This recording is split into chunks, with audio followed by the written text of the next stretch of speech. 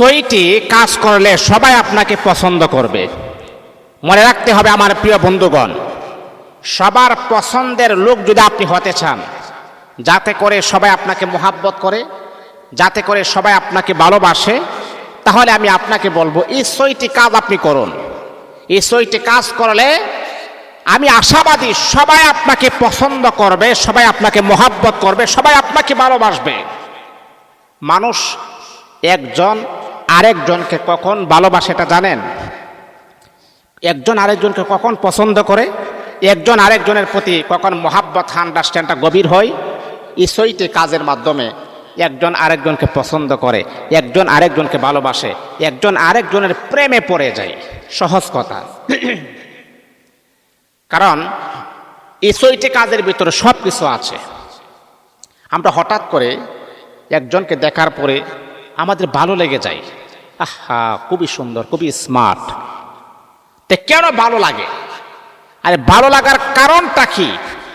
এই ভালো লাগার কারণ এই ছয়টা কারণ। এর ভিতরে একজন আরেকজনের প্রতি আমরা মোহাব্বত ভালোবাসা সৃষ্টি হয়, একজনের প্রতি আরেকজন দুর্বল হয়, একজনের প্রতি আরেকজনের আন্ডারস্ট্যান্ডটা গভীর হয়, একজনের প্রতি আরেকজনের মোহাব্বতটা আরো বেশি গভীর হয়ে যায়। এই ছয়টা কারণের ভিতরেই পড়ে যায়। এবার আমরা প্রত্যেকটা কারণ আমি আপনাদেরকে সুন্দরভাবে বলবো। কি এমন কারণ আমি আপনাকে বলবো, যদি আপনি সবার পছন্দের পাত্র, সবার পছন্দের লোক হতে চান, সবাই আপনাকে পছন্দ করবে, তাহলে এই ছয়টা গুণ আপনার ভিতরে থাকতে হবে।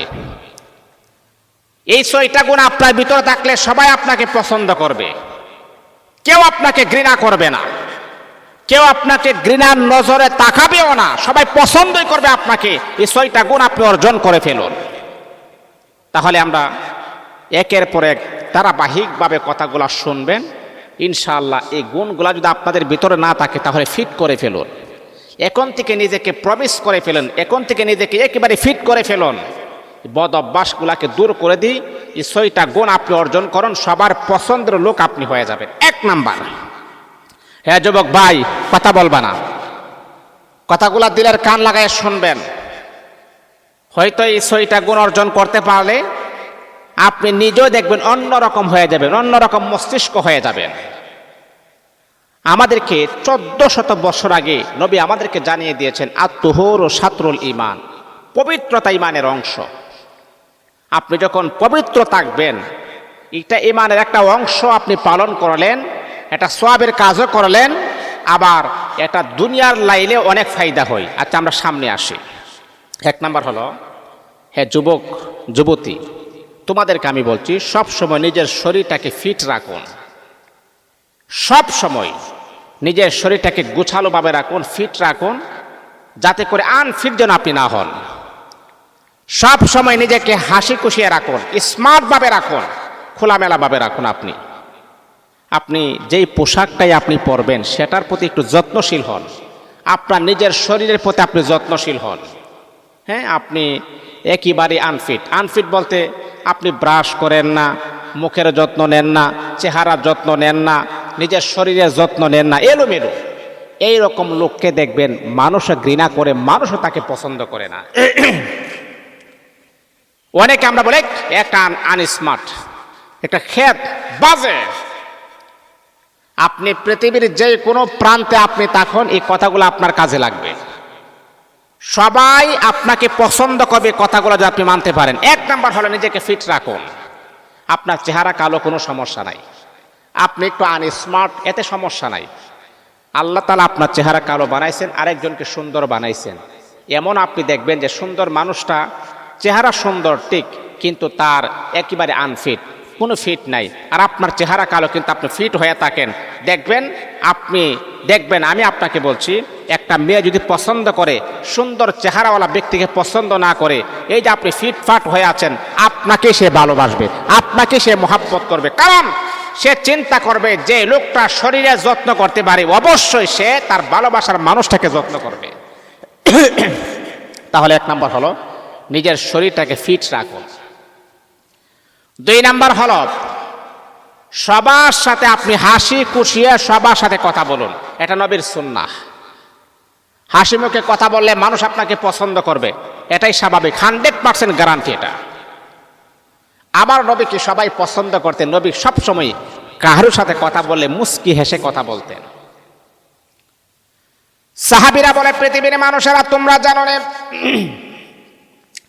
আমার আপনার দয়াল নবী কেমন নবী ছিলেন, কেমন মহাব্বতের নবী ছিলেন।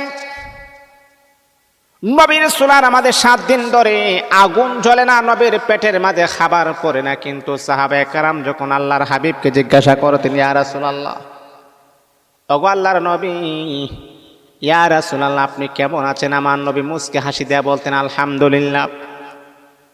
নবী যে কখনো নিজের ঘরের কথা কারোর কাছে বলতেন না, একমাত্র শুধুমাত্র কেবলমাত্র আল্লাহর দ্বারা সাহায্য চাইতেন। আল্লাহ তুমি তো আমার মনের খবর জানো।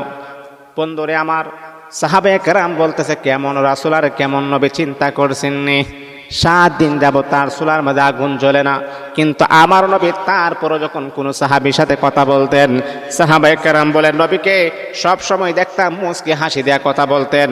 আর নবীর মুস্কি হাসিটা দেখার জন্য সাহাবায়ে কেরাম পাগল পারা হয়ে যাইতেন।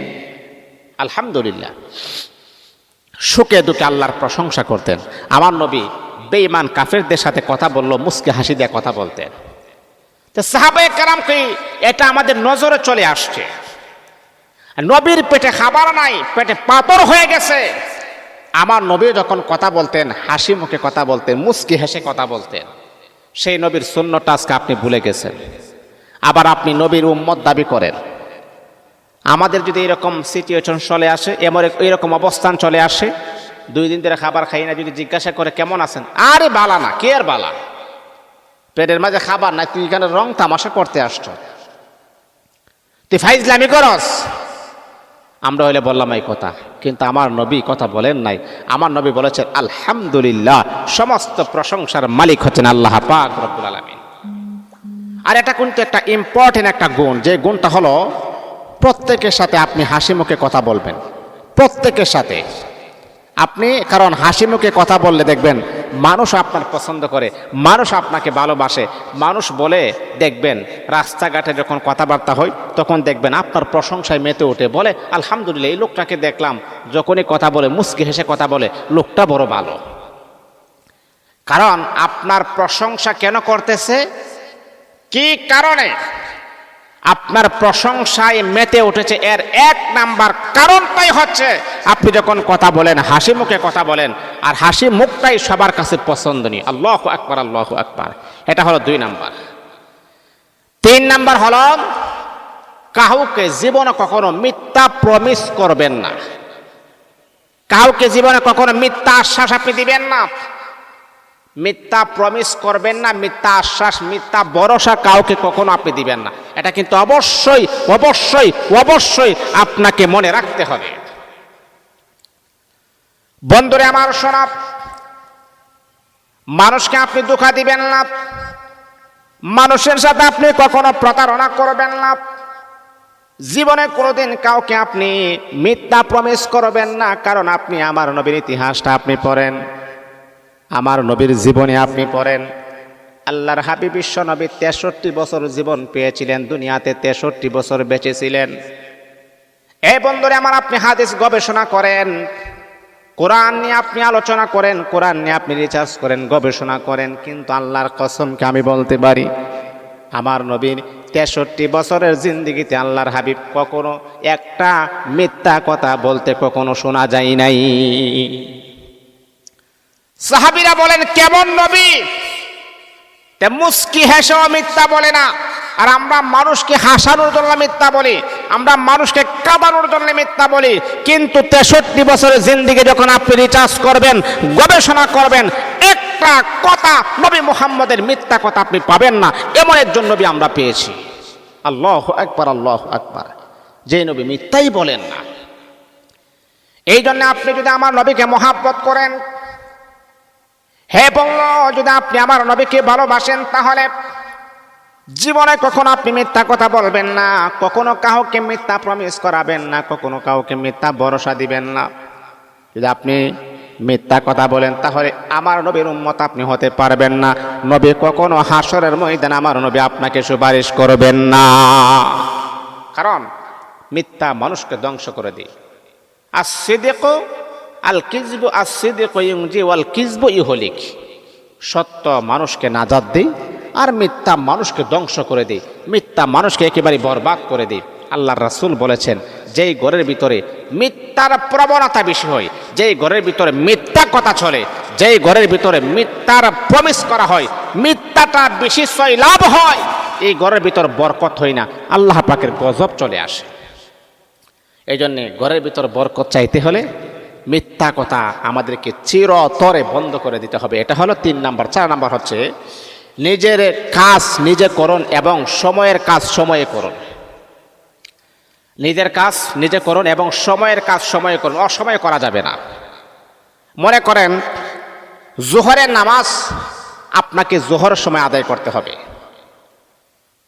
আসরের নামাজ আপনাকে আসরের সময় আদায় করতে হবে। জোহরের নামাজ আসরে পড়লে যেমন তৃপ্তি পাওয়া যায় না, ঠিক তদ্রূপভাবে নিজের কাজ নিজেই করুন, কিন্তু সময় মতো করতে হবে। একটা কাজ করা সকালে করার প্রয়োজন ছিল, এটা আপনি বিকালে করলেন, এটা একটা এলোমেলো হয়ে গেল। এইরকম এলোমেলো লোককে সবাই পছন্দ করে না। সবাই মেনটেন করে আপনি চলুন, সবাইকে মূল্যায়ন করুন, সময়কে ভালোবাসুন, সময়কে মহাব্বত করুন। যারা সময়কে মূল্যায়ন করতে জানে, দুনিয়া তো সে দামি হতে পারে এবং পরকালও তার দাম আমার আল্লাহ বাড়ায় দিবেন, পরকালও সে দামি হতে পারে। এই জন্য সাবধান, নিজেকে নিজে ফিট রাখার জন্য সবাই যাতে করে আপনাকে পছন্দ করে, এই জন্য নিজের কাজ নিজে করুন, সময় মতো করুন, অসময়ে করবেন না। এটা হলো 4 নাম্বার। 5 নাম্বার হলো ভালো ও সঠিকভাবে পোশাক পরুন। এটা আগেও বলেছি, এখনো বলি, আপনার পোশাকটা পুরাতন এতে কোনো সমস্যা নাই।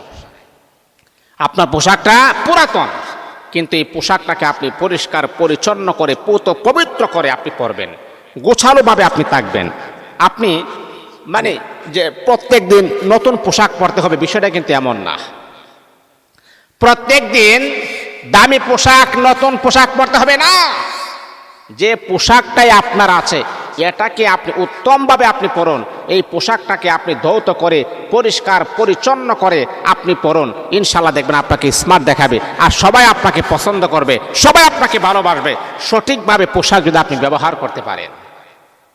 খালি দামি পোশাক পরলাম, একটাকে 24 দিন লাগায় রাখলাম না, এটার নাম স্মার্ট নয়, এটার নাম সবার নজরে আসা যায় না।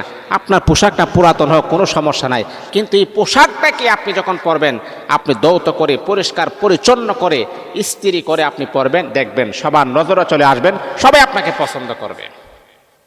সর্বশেষ 6 নাম্বার হলো কাহারও সাথে কথা বলার সময় সুন্দর শব্দ ব্যবহার করুন।